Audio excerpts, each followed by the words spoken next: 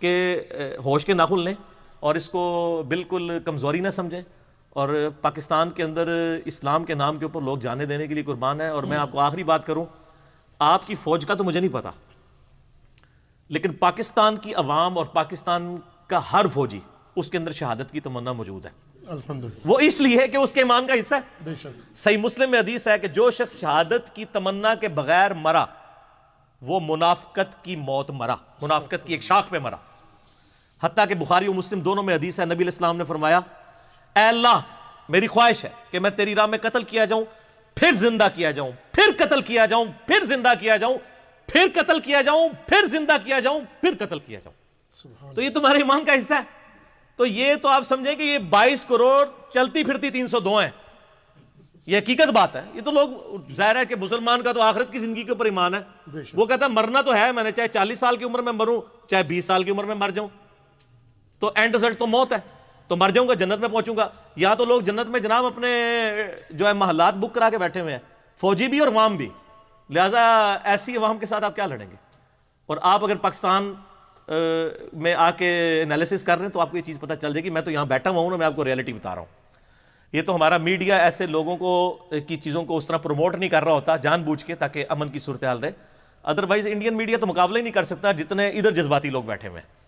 اور آپ اسلام کی ہسٹری بھی اٹھا کے دیکھ لیں، رومن اور پرشین امپائر جو الٹی ہیں، مٹھی بھر مسلمانوں نے سپر پاورز کو الٹا ہے، کس بنیاد کے اوپر؟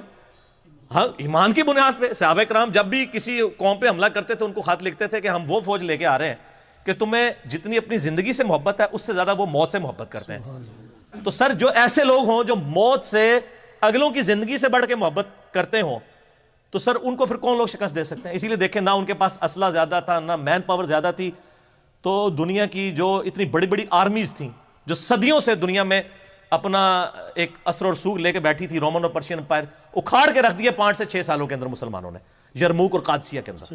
تو وہ اسی لیے اکھاڑا نا، ایمان کی طاقت تھی نا۔ تو اس لیے انڈین گورنمنٹ کو میں بڑا مخلصانہ مشورہ، یہ میں دھمکی نہیں دے رہا، میں تو اللہ کے فضل سے اس وقت سے پاکستان اور انڈیا کی امن کی عائشہ کی بات کرتا ہوں کہ جس وقت انڈیا میں تو مجھے نہیں پتا، پاکستان میں اس طرح کی باتیں کرنا بھی ایک سمجھ لیں مقدس جرم سمجھا جاتا تھا۔ میں تو اس وقت بھی کہتا تھا کہ امن کی عائشہ ہونی چاہیے، اور مجھے ہمدردی ادھر کے رہنے والے مسلمانوں کے ساتھ ہے۔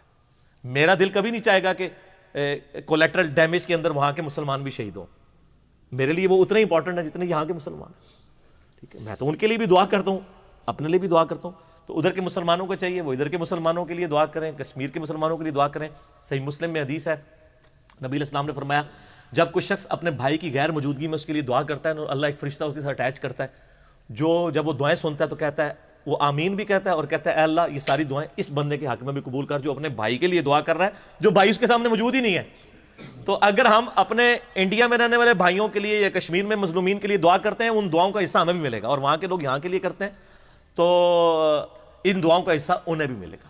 باقی جو ہے نا ایسے شریر لوگ جو دونوں طرف پہ موجود ہیں، نہ میڈیا کو ان کو اوپر لانا چاہیے۔ پاکستان کے میڈیا نے تو ابھی ذمہ داری کا ثبوت دیا، کسی ایسے بندے کی کوئی سٹیٹمنٹ میں یہ چیلنج ہے کہ کسی ہمارے پرائیویٹ چینل کے اوپر، نہ جیو کے اوپر، نہ ARY کے اوپر، نہ دنیا ٹی وی پہ، نہ سما کے اوپر آپ کو، نہ دن ٹی وی کے اوپر کہیں پہ نظر نہیں آئے گی، بلکہ پازیٹیو گفتگو نظر آئے گی۔ اور اب مسئلہ یہ ہے کہ اب جس بندے کی نیچر ہی اس طرح کی ہو کہ وہ اس طرح کی چیزوں کو گڈ جیسچر کی بجائے بزدلی سمجھ لے، تو وہ اپنے کان سے بات نکال لے، بزدلی والا معاملہ کوئی نہیں ہے۔ یہاں کی 22 کروڑ عوام جو ہے نا وہ مرنے کے لیے تیار ہے، وہ کہتے ہیں چلو ہماری دنیا نہیں سوری، آخرت تو سمر جائے نا، ہمیشہ کی زندگی، تو تیار بیٹھے ہوئے ہیں۔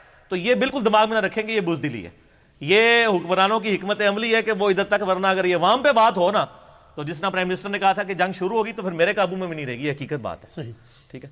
تو میں ان کو بالکل پنجابی سے کہوں گا کہ کان کھول کے سن لو، کنوں کڈ لو، یہ گل اپنے کانوں میں سے یہ بات نکال لیں، نکال کے دماغ تک پہنچا لیں کہ بالکل ایسی بات نہیں ہے، ڈر والا معاملہ کوئی نہیں ہے۔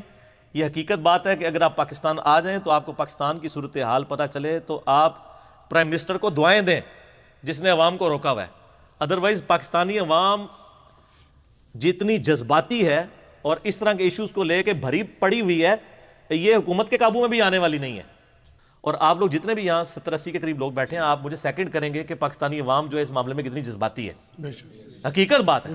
نہیں تو یہ ان کے یہ مسئلہ ہے، جا کے اکھاڑ کے رکھ دیں ہر چیز، تو یہ آپ اس کو بزدلی نہ سمجھیں۔ اور میں آپ کو دوسری بات یہ بھی یعنی کلیئر کٹ بتا دوں، جو پرائم منسٹر نے اپنی تقریر میں کہا تھا اور وہ انہوں نے بڑے دبے الفاظ میں صحیح میسج کنوے کیا تھا کہ پاکستانی عوام جو ہے نا یہ ٹیپو سلطان کے جانشین ہے، یہ مر جانا پسند کریں گے لیکن غلامی نہیں قبول کریں گے. اور یہ بالکل صحیح بات انہوں نے کی ہے. غلامی کا تو خیر اب تصور نہیں. اللہ تعالیٰ نے جو مسلمانوں کو الحمدللہ پاکستان کی شکل میں اور پاکستان کی جو ڈیفنس ہے اس کی شکل میں عروج دیا ہے، اس کے باوجود یہ حقیقت بات ہے، یہ پرائم منسٹر کی بات کو کوئی ہلکا نہ لے. یہ انہوں نے ایک جس کو کہتے ہیں نا سمندر کو کوزے میں بند کیا، یہ جملہ بول کے کہ ہم ٹیپو سلطان والا معاملہ ہوگا ہمارے ساتھ. اگر خدا نخواستہ ایسی صورتحال آئی تو آپ یہ نہ سمجھیے گا کہ ہم بہادر شاہ ظفر والی زندگی گزاریں گے، ہم ٹیپو سلطان والی زندگی کو پریفر کریں گے. اور یہ بالکل حقیقت بات ہے. پہلے یعنی آپ سمجھ لیں کہ دنیا کی جو آلموسٹ سمجھ لیں آدھی سے زیادہ آبادی اسی ریجن کے اندر آباد ہے.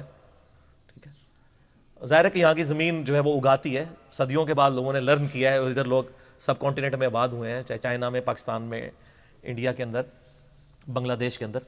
تو اب اتنی آبادی کو آپ سٹیک پہ لگا رہے ہیں، اور خدا نخواستہ یہ جنگ یعنی طویل ہوتی ہے، اور خدا نخواستہ اگر اٹامک ویپن یوز ہوتے ہیں تو پھر صرف یہ آبادی متاثر نہیں ہوگی، پوری دنیا کے اندر اس کے اثرات جائیں گے. اور یہ کوئی انسانیت کی خدمت بھی نہیں ہوگی، نہ کوئی ملک کی خدمت ہوگی. جب ملک کے عوام ہی نہیں بچیں گے، صرف زمین ہی رہ جائے گی بنجر، تو آپ نے پھر ایسے ملک کو چاٹنا ہے. دوسرا میسج میں دوں گا انڈیا کی جو عوام الناس ہے، خواہ وہ مسلم ہے یا غیر مسلم، تو ہم بالکل کلیئر کٹ ان کو یہ میسج دے دیں کہ ہمیں کوئی شوق نہیں ہے کسی کے ساتھ لڑنے کا. چاہے انڈیا کے اندر غیر مسلم جو آباد ہیں، چاہے مسلم آباد ہیں، ہم سب کے لیے امن کا پیغام رکھتے ہیں. اسلام تو ہے ہی امن کا دائی. اسلام جو ہے اس کا تو مطلب ہی ہے پیس. اسلام کے جو لغوی معنی ہیں وہ پیس ہیں، امن اور سلامتی کے ہیں. اور جہاں تک وہاں پہ جو مسلمان آباد ہیں تو ظاہر ہے ان سے تو ہماری ایک اسلام کے رشتے میں ایک محبت بھی وابستہ ہے. ہم کبھی نہیں چاہتے کہ دونوں طرف کی ایسی لڑائیاں ہوں کہ جن کی وجہ سے وہاں پہ رہنے والے مسلمانوں کا بھی نقصان ہو، کیونکہ تقریباً جتنے مسلمان پاکستان میں آلموسٹ اتنے انڈیا کے اندر ہیں.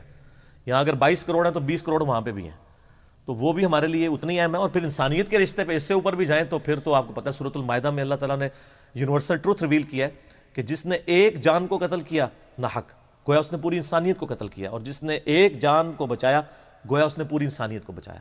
تو ہم تو پوری انسانیت کی بات کرتے ہیں.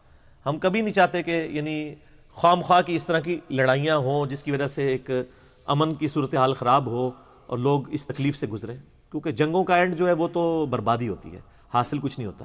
الا یہ کہ بالکل کوئی ناگزیر معاملہ ہو جائے وہ الگ بات ہے. میں کوئی جہاد کے خلاف نہیں بول رہا، لیکن وہ جہاد بھی ہونا چاہیے. خواہ مخواہ کی لڑائی نہیں ہونی چاہیے کہ جس کی وجہ سے کسی کو نقصان ہو، کسی کو اوپر کرنے کے لیے، کسی کو نیچا کرنے کے لیے.